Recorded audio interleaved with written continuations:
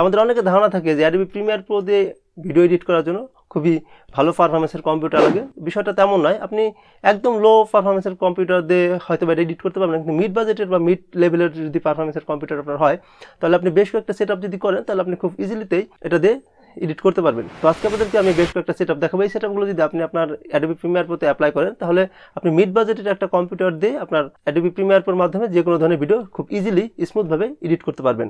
তো চলুন কথা নেবার প্রসেসগুলো দেখে নেওয়া যাক।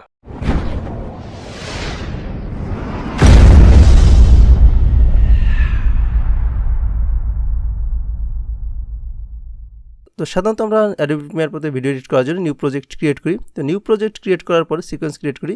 তো সিকোয়েন্স ক্রিয়েট করার পরে Adobe Premiere Pro ইন্টারফেস মেনুতে এমনটাই দেখায়। তো এই Adobe Premiere Pro তে ভিডিও এডিট করার ক্ষেত্রে তো আমাদের অনেকটা সমস্যায় পড়তে হয়। তো ভিডিওটা এখান থেকে যখন আমরা প্লে করি, তো প্লে করার পরে দেখা যায় যে এটা স্মুথলি চলছে না, এটা হচ্ছে আপনার বেঁধে বেঁধে যাচ্ছে, অর্থাৎ ল্যাগ দেখা দিচ্ছে। তো সেই ক্ষেত্রে আমরা আমাদের ভিডিওটাকে সম্পূর্ণভাবে স্মুথলি এডিট করতে পারি না। তো আজকে আপনাদেরকে বেশ কয়েকটা সেটআপ দেখাবো। এই সেটআপগুলো যদি আপনি আপনার Adobe Premiere Pro CC-তে যদি অ্যাপ্লাই করেন, তো আশা করা যায় যে আপনার এই ল্যাগটা আর থাকবে না, আপনি স্মুথলিভাবেই এডিট করতে পারবেন।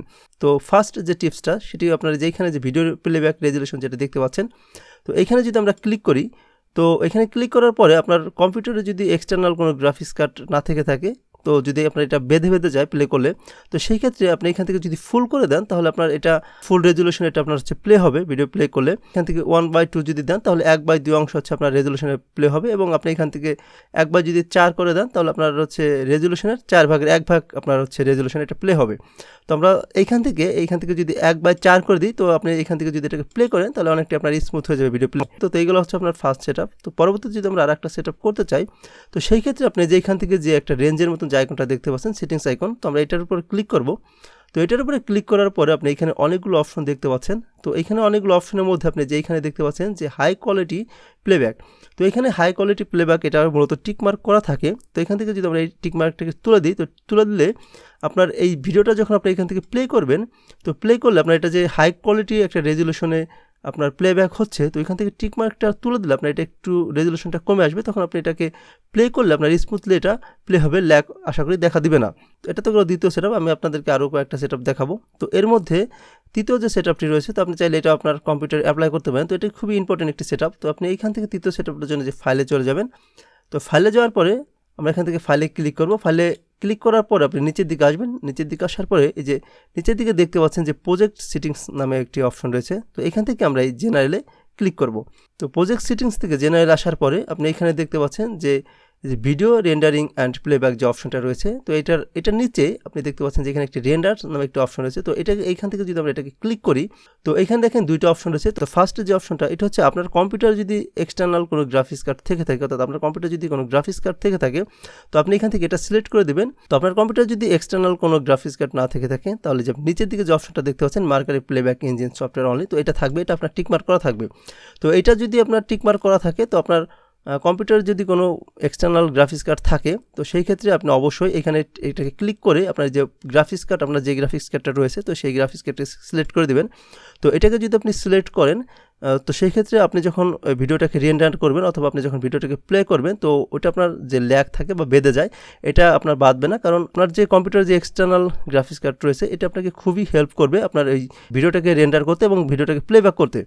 তো যখনই আপনার কম্পিউটারের এক্সটার্নাল গ্রাফিক্স কার্ডের সাথে এটা জয়েন হবে বা অ্যাডজাস্ট হবে, তখন কিন্তু আপনার ওই যে ল্যাগটা থাকে এটা অনেকাংশই কমে যাবে, কারণ আপনার যে গ্রাফিক্স কার্ডটা রয়েছে এটা আপনাকে হেল্প করবে প্লেব্যাক এবং ভিডিও রেন্ডারিং হতে। তো এটাকে আমরা সিলেক্ট করার পরে এখান থেকে আমরা ওকে করে দেবো। তো এটা হলো তৃতীয় সেটআপ। আমি আপনাদেরকে আরও বেশ কয়েকটা সেটআপ দেখাবো। তো আশা করা যায় এই সেটআপগুলো যদি আপনি আপনার Adobe Premiere Pro তে অ্যাপ্লাই করেন, তো আপনার যে ল্যাগটা থাকে বা বেঁধে যাওয়ার যে সমস্যাটা থাকে, এটি অবশ্যই সমাধান হবে। তো এরপরে আমরা এখান থেকে আসবো হচ্ছে এডিটে। তো এডিটে আসার পরে আপনি নিচের দিকে দেখতে পাচ্ছেন যে প্রেফারেন্স নামক একটা অপশন রয়েছে। তো আমরা এখান থেকে প্রেফারেন্সে ক্লিক করব। তো প্রেফারেন্সে রাখার পরে আমরা এখান থেকে চলে আসবো হচ্ছে মিডিয়া। প্রেফারেন্স থেকে আমরা এখান থেকে মিডিয়াতে ক্লিক করব। তো এইখানে আপনি মিডিয়াতে ক্লিক করার পরে আপনি এখানে দেখবেন যে অপশনগুলো আপনার দরকার আপনি সেগুলোকে এখান থেকে টিক মার্ক করে রাখবেন, আর যেগুলো আপনার দরকার না আপনি সেগুলোকে টিক মার্ক করে রাখবেন না। তো এই যে আপনি এখানে দেখেন যে অটোমেটিক রিফ্রেশ গ্রোয়িং ফাইল, এখানে এটা টিক মার্ক করা রয়েছে, আমি এটা টিক মার্ক করে রেখেছি। এখানে এরপর হচ্ছে আপনার যখন ভিডিওটা আপনার রেন্ডারিং হবে, তখন হচ্ছে আপনার H264 এটাও আমার দরকার। তো আমার যেগুলো দরকার আমি এইখান থেকে এইগুলোকে টিক মার্ক করে রেখেছি, আর যেগুলো দরকার না আমি এইগুলো থেকে তো এখান থেকে সেগুলোকে টিক মার্ক তুলে দিয়েছি। তো এখান থেকে আপনার রিফ্রেশ গ্রোয়িং ফাইল এভরি। তো এইখান থেকে আমি 60 সেকেন্ড দিয়ে রেখেছি। আপনি এটাকে কমাই বাড়িয়ে দিতে পারেন আপনার ইচ্ছা মতো। তো এরপরে আপনি এইখান থেকে আরেকটা ইম্পর্টেন্ট বিষয় হচ্ছে আপনি এই যে মিডিয়ার নিচে যে মিডিয়া ক্যাশ যে অপশনটা দেখতে পাচ্ছেন, তো আপনি এটার উপরে ক্লিক করবেন। তো এটার উপরে ক্লিক করার পরে আপনি উপরের দিকে যে একটা অপশন দেখতে পাচ্ছেন ডিলেট আনসেন্ট মিডিয়া ক্যাশ ফাইল। তো এখানে যে ডিলেট আনসেন্ট যে অপশনটা রয়েছে, আপনি যদি এটার উপরে ক্লিক করেন, আমি যখন ভিডিও অ্যাডোবি প্রিমিয়ার প্রতি এডিট করি তো এখানে একটা ক্যাশ ফাইল অটোমেটিক জমা হয়।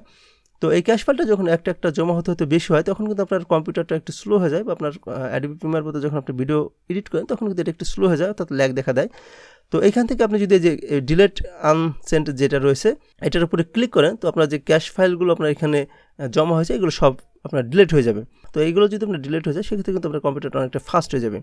এরপরে নিচের দিকে যে অপশনগুলো রয়েছে, আপনি যে এখানে দেখেন যে মিডিয়া ক্যাশ ম্যানেজমেন্ট যেটা রয়েছে, এখানে দুটো অপশন রয়েছে। তো একটা হচ্ছে আপনার যে automatic delete cache file older than, অর্থাৎ আপনার এইখানে আপনার যে ক্যাশ ফাইলগুলো অটোমেটিক জমা হয়, তো এইখানে আপনি কতদিন পর আপনি এই ক্যাশ ফাইলটা ডিলিট করতে চান, তো আপনি চাইলে এখানে একটা ডেট ফিক্সড করে দিতে পারেন।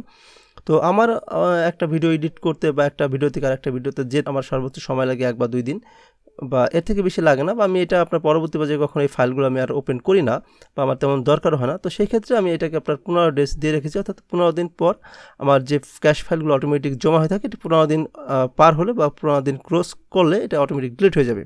তো আপনি এখানে আপনার কাজের অগ্রগতি অনুসারে আপনি একটা ডেট দিয়ে রাখবেন। তো একটু কম দেওয়ার চেষ্টা করবেন যাতে আপনার ওই দিনের পরে এই ফাইলটা অটোমেটিক ডিলিট হয়ে যায়। তো এখানে আরেকটা অপশন হচ্ছে, দ্বিতীয় যে অপশনটা রয়েছে এখানে হচ্ছে আপনার automatically delete oldest cache file then cache exceeds. তো এইখানে আপনি যে একটা অ্যামাউন্ট আপনি এখানে ফিক্সড করে দিতে পারেন, অর্থাৎ আপনি যেই অ্যামাউন্ট যত জিবিটা দিবেন, যত গিগাবাইট দিবেন, ওই গিগাবাইটটা যখন ক্রস করবে তখন ওটা অটোমেটিক ডিলিট হয়ে যাবে। তো আমি এখান থেকে 20 জিবি দিয়ে রেখেছি, অর্থাৎ আমার এই ক্যাশ ফাইলগুলো যখন 20 জিবি আপ করবে তো সেই ক্ষেত্রে এটা অটোমেটিক ডিলিট হয়ে যাবে। আপনার এই সেটআপগুলো আপনি যদি করেন তো সেই ক্ষেত্রে আপনার কম্পিউটারের যে ক্যাশ ফাইলগুলো বা যে ওল্ডার যে ফাইলগুলো আপনার জমা হবে সেগুলো আপনি এই সেটআপগুলো দিয়ে রাখলে এই টাইমটা ক্রস করার পরে আপনার অটোমেটিক এটা ডিলিট হয়ে যাবে। সেক্ষেত্রে আপনাকে বারে বারে এটা ডিলিট করতে হবে না। তো এই সেটআপটা করার পর আপনি এখান থেকে ওকেতে ক্লিক করবেন। তো আপনি এই সেটআপগুলো করার পর আপনি এখান থেকে এটাকে প্লে করে দেখবেন যে আপনার এই প্লেব্যাকটা এই স্মুথে চলছে কিনা। তো এরপরেও যদি আপনার এখানে মনে হয় যে না এটা আপনার আরেকটু স্মুথ করা দরকার, তো সেই ক্ষেত্রে আপনি এখান থেকে আরও কয়েকটা সেটআপ করতে পারেন। তো সেই ক্ষেত্রে আপনি যে এখানে যে রেঞ্জের মতো একটি আইকন দেখতে পাচ্ছেন টাইমলাইন ডিসপ্লে সেটিংস, তো আপনি এখান থেকে এটার উপরে ক্লিক করবেন।